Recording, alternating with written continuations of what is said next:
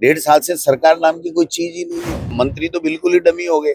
जो आयोजित होने जा रही है कल सिविल डिफेंस की ओर से, जी जी जी, उसे लेकर के क्या? नहीं देखिए, निश्चित रूप से ये तो होना ही चाहिए और नागरिक सुरक्षा हमारा पहला कर्तव्य होना चाहिए और हर तरीके से सरकार को मुस्तैद रहना चाहिए।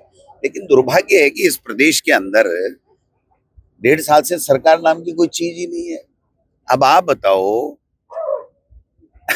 राजस्थान के विधायक गुजरात में जाके प्रशिक्षण ले रहे हैं और गुजरात में क्या प्रशिक्षण मिलेगा आप सबको पता है। बांटो, बंटोगे तो कटोगे, हिंदू मुस्लिम नफरत फैलाओ, साजिशें रचो, ईडी, इनकम टैक्स, सीपीआई का दुरुपयोग करो, डमी लोग, पेपेट लोग सरकारों में बैठाओ, तानाशाही, हिटलर शाही, डेमोक्रेसी नाम की कोई चीज नहीं है। तो मैं समझता हूँ क्या ये प्रशिक्षण लेने के लिए राजस्थान के लोगों को वहां जाना चाहिए। और अभी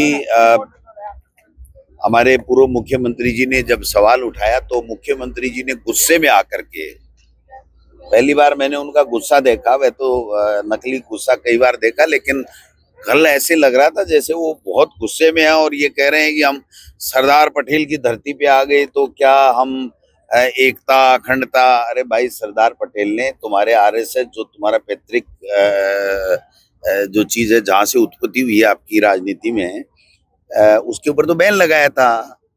तो सरदार पटेल की धरती पे जाकर के जो निर्वाचित नहीं होते हैं और फिर भी आरएसएस के लोग सत्ता पे काबिज रहते हैं, क्या इस नीति को छोड़ोगे? वहां वो तो और ज्यादा मजबूत होगी। जबकि कायदा ये होता है कि जो जनप्रतिनिधि जीतता है, जो सरकार बनती है, जनप्रतिनिधि होते हैं वो सरकार चलाते हैं। यहाँ तो आरएसएस सरकार चला रहा है। पर्ची दिल्ली से आ जाती है, भारतीय भवन से आ जाती है और कहीं से आ जाती है, वो फैसले हो जाते हैं। उसके अलावा तो मुख्यमंत्री जी घर में बैठे रहते हैं, टीवी देखते रहते हैं। तो एक मुख्यमंत्री को इतनी फुर्सत मिल गई क्या कि महीने में 5 दिन देवदर्शन यात्रा पे जाए और बिजली, पानी, सड़क, चिकित्सा, इसकी कोई बात नहीं करे, लॉ एंड ऑर्डर की कोई बात नहीं करे। आज माता बहनों के साथ में किस प्रकार से बलात्कार हो रहे हैं, गर्मियों पे पीने का पानी नहीं है, लॉ एंड ऑर्डर बिगड़ा हुआ है।